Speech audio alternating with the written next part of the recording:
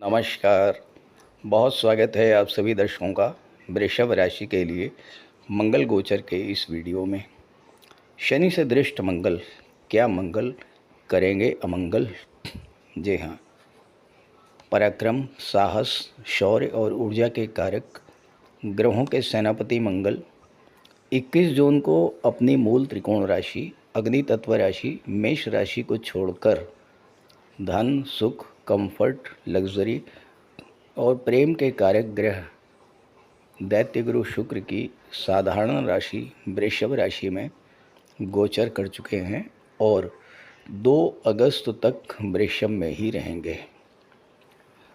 मंगल भूमि, अचल संपत्ति, सेना, पुलिस, मेडिकल और सर्जरी, इंजीनियरिंग और टेक्नोलॉजी के कारक होते हैं और विपरीत परिस्थितियों से जूझने और त्वरित निर्णय लेने की क्षमता के लिए भी मंगल को जाना जाता है। शुक्र की राशि में मंगल का गोचर है। मंगल और शुक्र आपस में समभाव रखते हैं, ना मित्र हैं ना शत्रु हैं।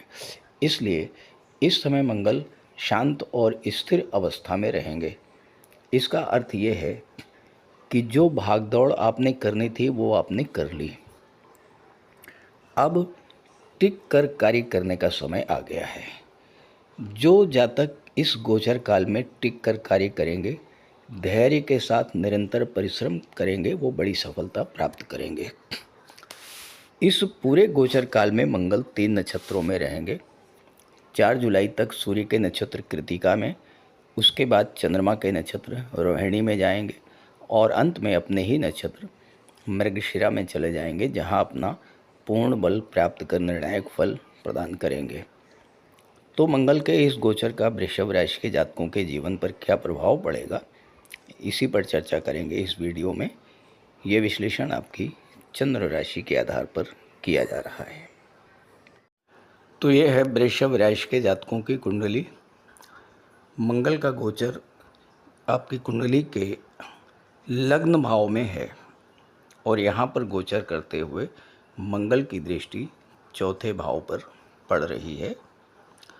मंगल की 7वीं दृष्टि 7वें भाव पर और 8वीं दृष्टि 8वें भाव पर पड़ेगी। देवगुरु बृहस्पति 3रे भाव में गोचर कर रहे हैं और शनिदेव लाभ के भाव में गोचर कर रहे हैं। मैंने इस वीडियो में गुरु और शनि को इसलिए दर्शाया है कि इस गोचर काल में गुरु और शनि का बहुत गहरा संबंध बनेगा और साथ में मंगल का भी। देखिए, शनि और गुरु शनि के नक्षत्र में है, शनि गुरु की राशि में है, तो एक दूसरे के घर में गोचर कर रहे हैं, परिवर्तन योग बन रहा है, तो एक दूसरे के घरों की रक्षा करेंगे। यानी शनि एकादश भाव की रक्षा करेंगे और गुरु 3रे भाव की रक्षा करेंगे। तो 11वां भाव और 3रा भाव आपके इनकम का भाव, आपके पराक्रम पुरुषार्थ का भाव, आपके भाई बहनों का भाव, आपकी निर्णय क्षमता, कम्युनिकेशन पावर, आपकी स्किल, आपके कौशल, आपकी नॉलेज का भाव, 3रा भाव, ये सुरक्षित रहेगा। इसकी रक्षा गुरु करेंगे। इनकम के भाव की रक्षा शनि करेंगे। तो गुरु शनि का एक अच्छा संबंध बन रहा है और गुरु और मंगल का संबंध बन रहा है। कैसे, ज़रा ये समझें। मंगल की दृष्टि 7वें भाव पर और गुरु की दृष्टि 7वें भाव पर। 7वें भाव पर गुरु और मंगल दोनों का प्रभाव है।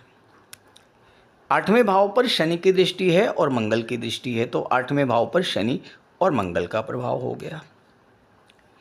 यानी डबल ट्रांजिट का इफेक्ट आ रहा है 7वें भाव पर और 8वें भाव पर। तो ये भाव जागृत होंगे।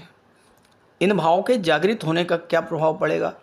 जब अष्टम भाव जागृत होगा तो अष्टम भाव क्या है? परिवर्तन का होता है। मंगल 12वें भाव के स्वामी हैं। 12वां भाव भी ट्रांसफॉर्मेशन का होता है।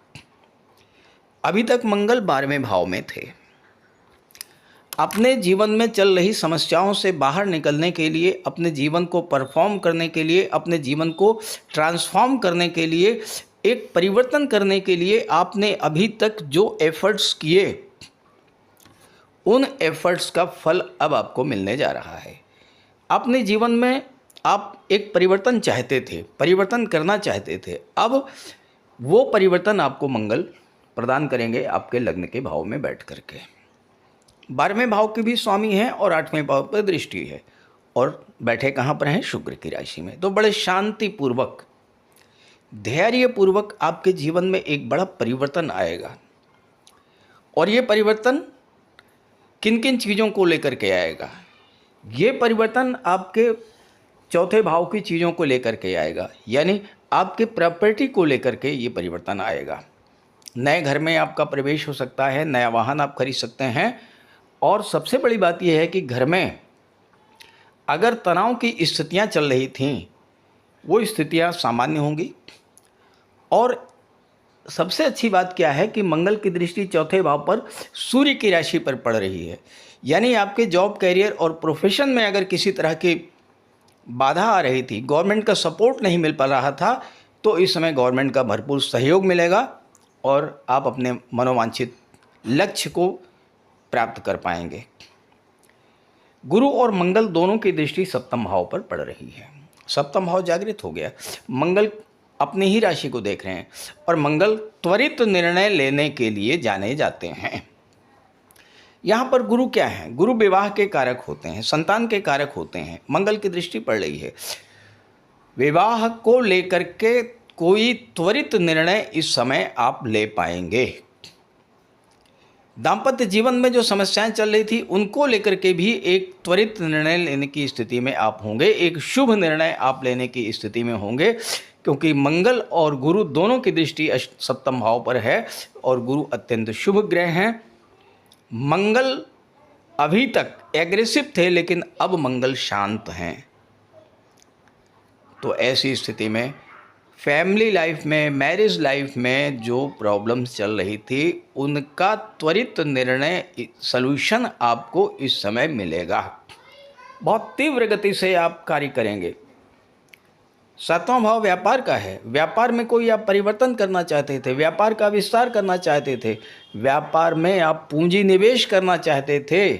आपके लग्नेश छठे भाव के भी स्वामी हैं।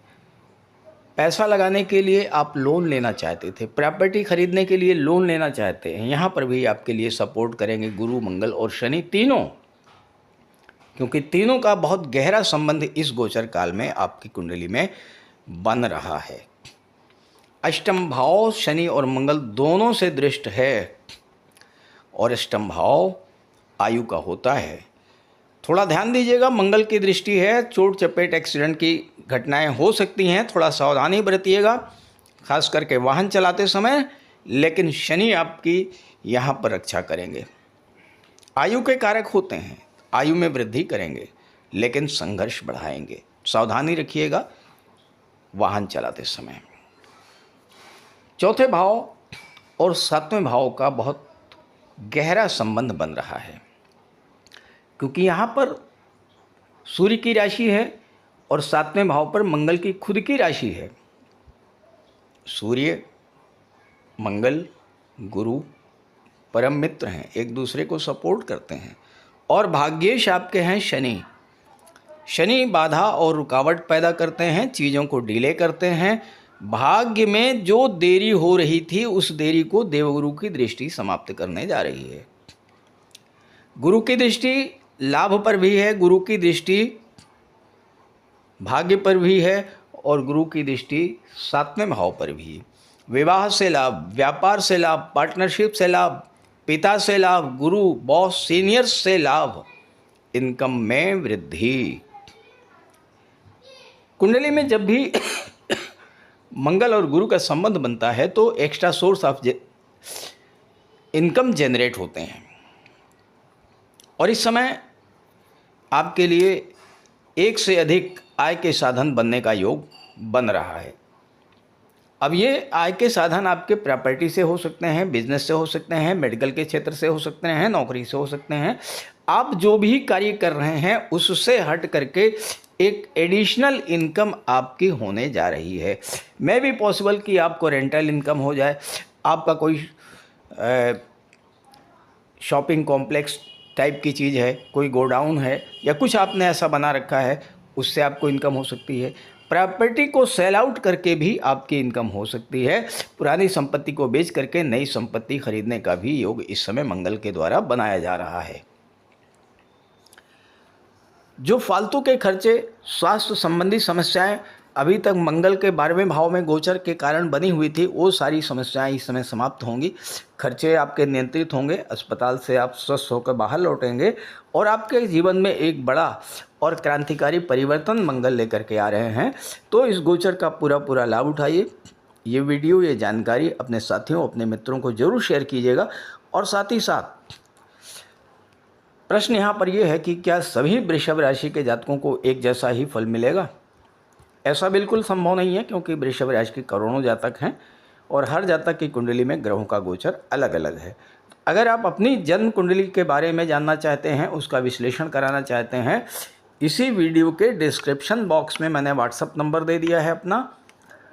स्क्रीन पर भी अपना नंबर मैं आपको लिख दे रहा हूँ, 9058144128। आप इस नंबर पर संपर्क कर सकते हैं और इस पूरे गोचर काल में बजरंगबली की आराधना कीजिए, हनुमान चालीसा का पाठ कीजिए।